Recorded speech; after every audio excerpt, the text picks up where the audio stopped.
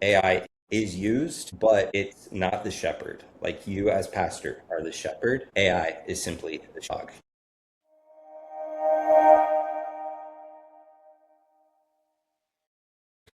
Hey, Michael, great to have you on, and I'm looking forward to chatting. You've got some really good stuff going.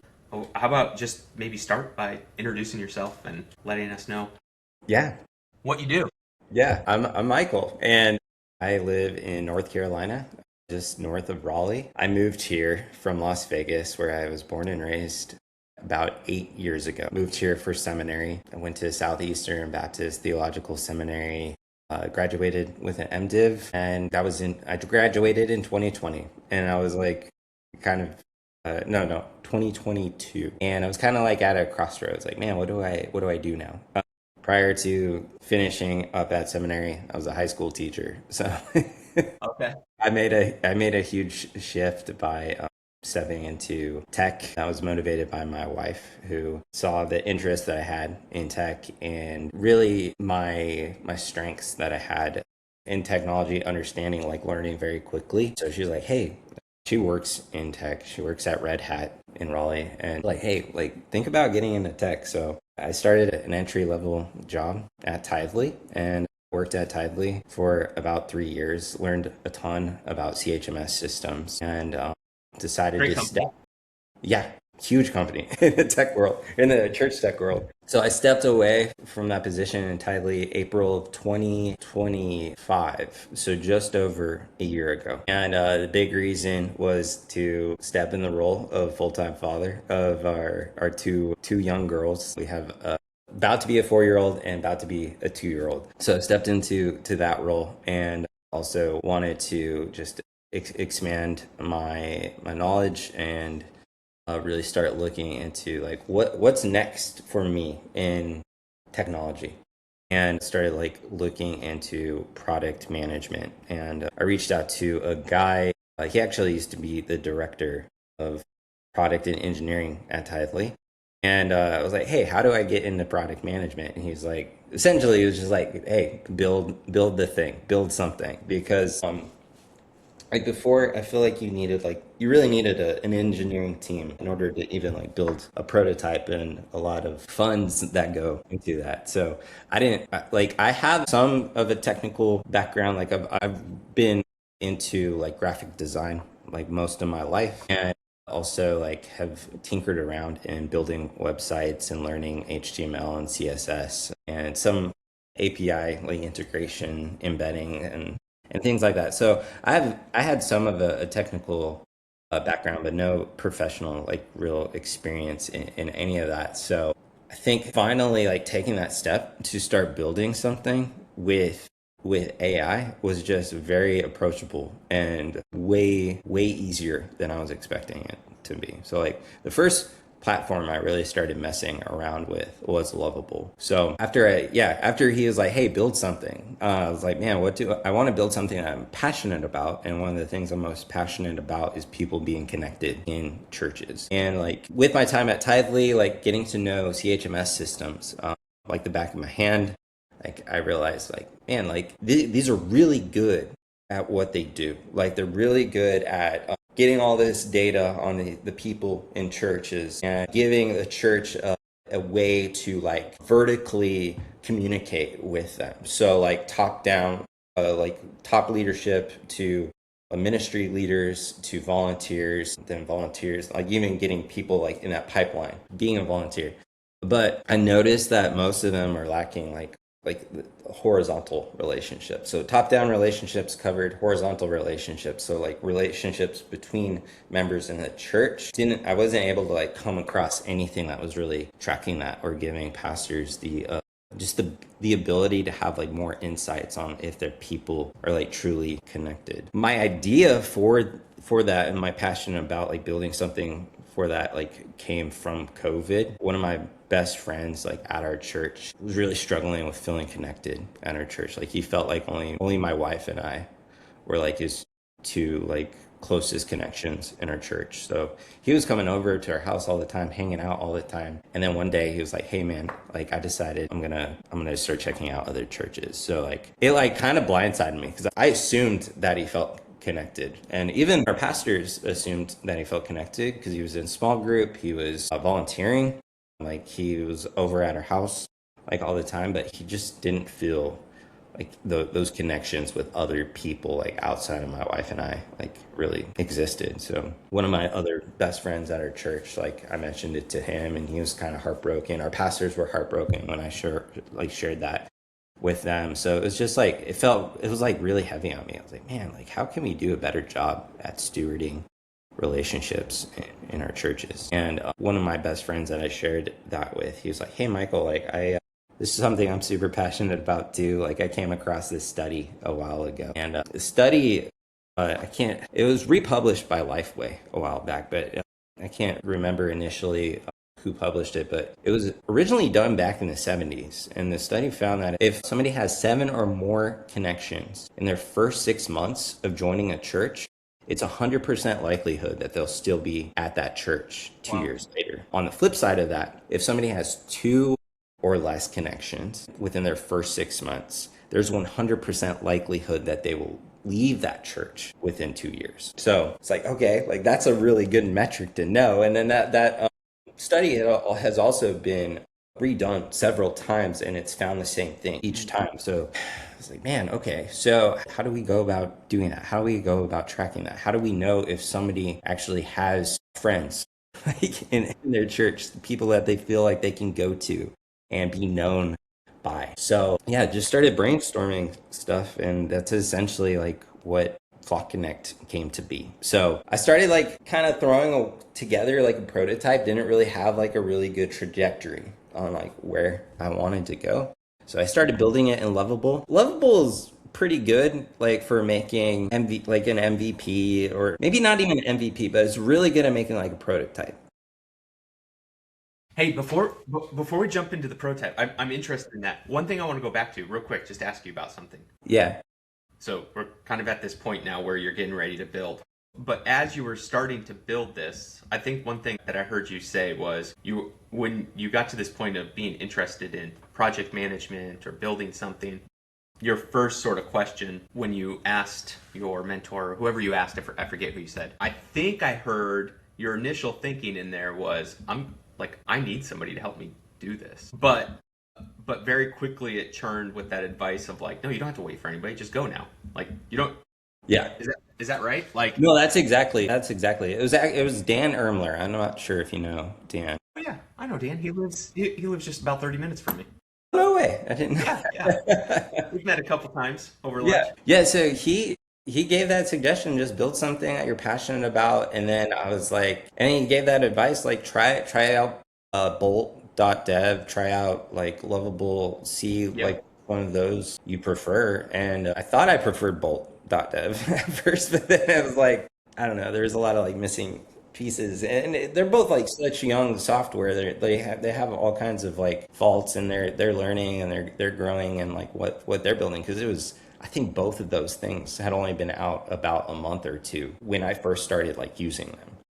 Yeah. Okay, so now you're at this point where you're starting to decide how to build and all that. So I interrupted you first earlier, so I'm curious now. Yeah.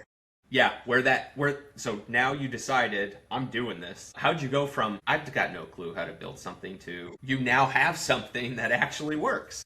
Yeah. Yeah. What was that process? Man, it's been a long process, because like I started without an architecture of what I wanted the product to look like. I didn't have specs or anything like that. I had a very basic like PRD, and it was kind of like this idea of like, this is what I want to accomplish. And then, so it was like I knew what I wanted to accomplish, and that was helping pastors track people in their church. But it's like, okay, how do I actually do that? So it was through like building, and it was through like dozens and dozens of interviews with different pastors on what they feel like that would be beneficial to them. So yeah, so I had this like very like basic prototype that was a mess. It was like way too complicated. Actually, I that was around the time that I reached out to you originally. It was like last October, I think. And we met up, and I kind of showed you what I built, and you gave me that suggestion of like, this is like, one, I can't believe you built this using Lovable. That was one thing you said. And two, it was I don't know if you outright said it or if you were kind of like hinting at it, but it was like this is too complicated.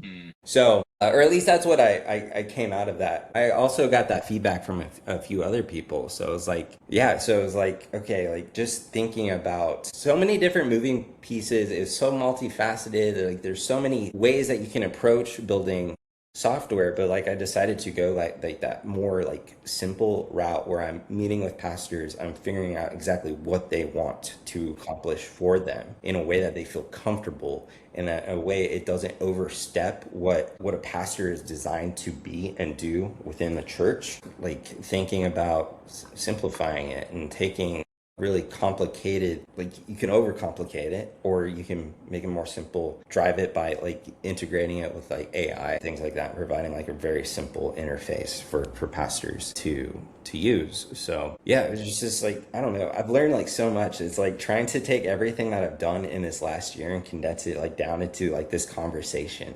is difficult It's because hard. Yeah, yeah, yeah.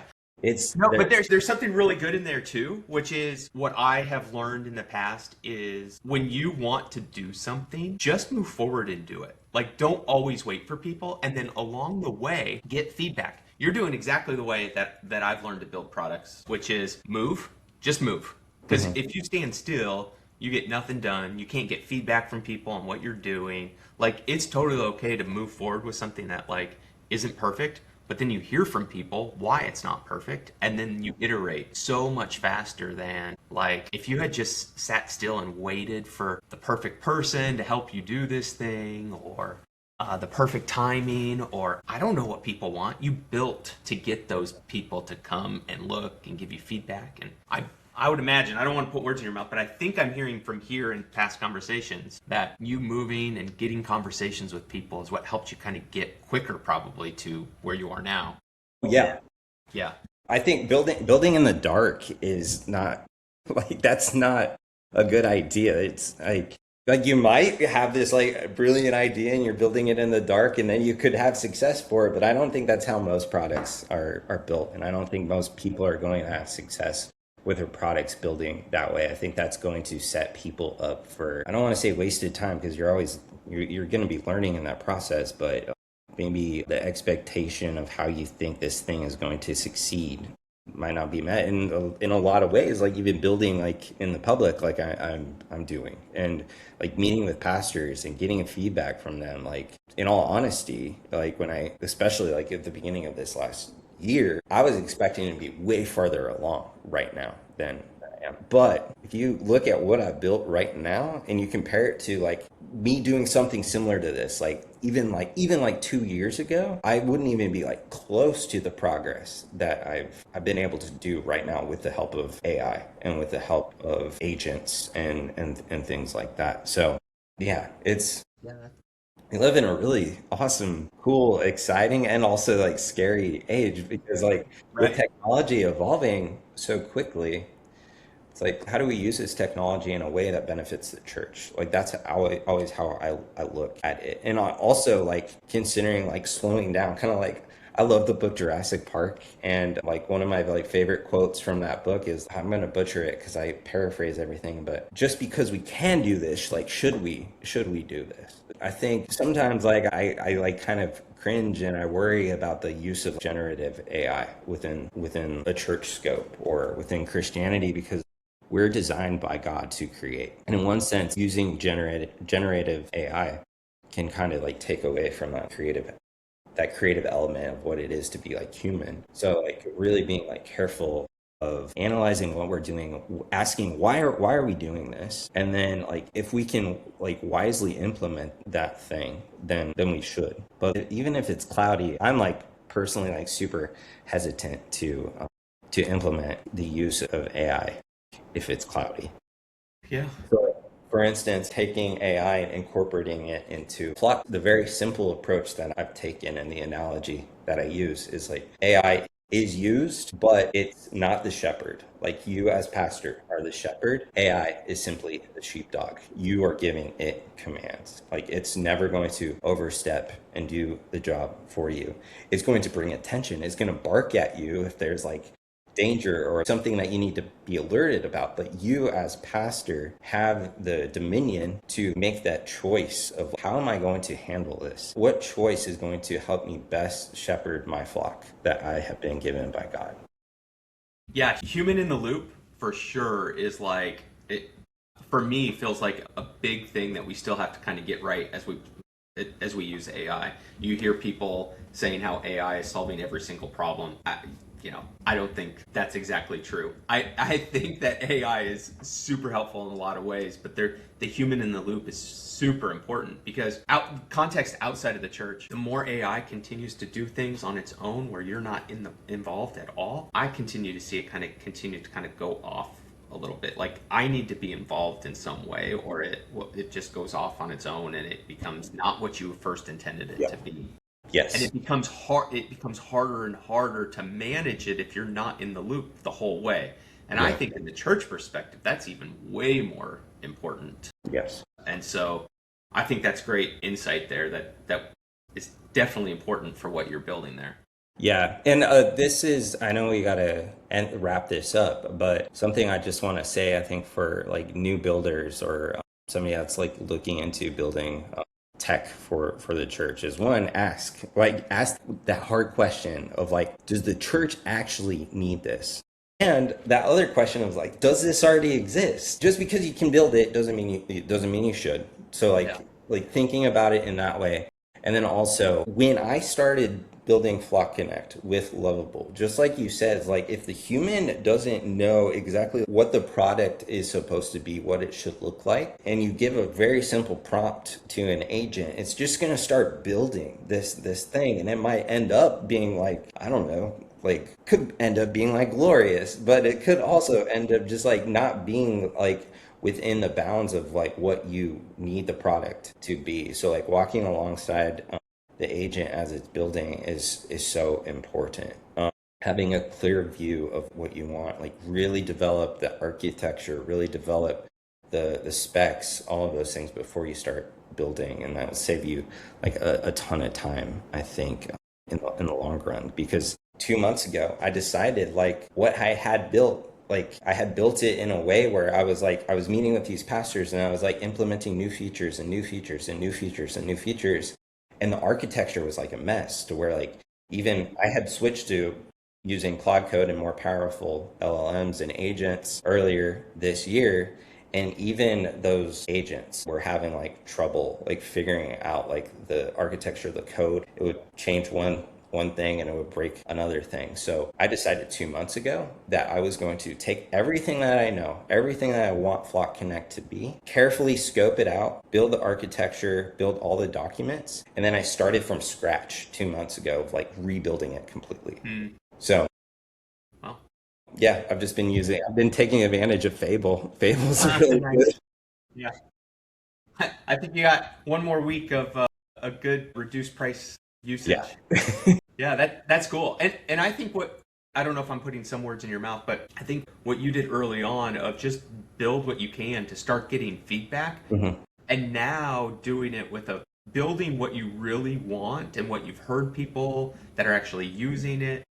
I would imagine you're probably going to create something now that's much better because you have all of that knowledge and you didn't wait until this point to start building. You built and you're going to build something so much faster and better now. Yeah. I bet. So Yeah. No, definitely. perfect. Yeah. The whole building process is just so much better, so much more smooth. So that's advice that I would give a new builder. Cool. Yeah. Well, always enjoy talking to you. Yeah. Thanks for allowing me to record this Yeah. conversation. Before we go, anything else you want to say? Also, let people know where they can reach you or FlockConnect. Yeah. My email is michael@flockconnect.com. And yeah, they can check out the website, flockconnect.com. Like I said, I started rebuilding it again 2 months ago. So there is a starter tier that they can sign up, but it's very basic. It's like they can use it for logging interactions, care reports, building out like a care team of sorts. But in terms of like the AI integration, like really building out the connection tracking and things like that that's still on the horizon a little bit. But yeah, I would be happy to even get feedback on that starter tier. So if anyone wants to sign up and let me know, like that would be awesome. Yeah. Yeah. Cool. And then, and maybe in the next few months, 6 months, 12 months down the road, when you got everything launched and rebuilt, we can get an update from you on Yeah. how the process went. Yeah, that would be amazing. Yeah, I would love Yeah. that. So Awesome. Well, cool. get great chatting again. Yeah.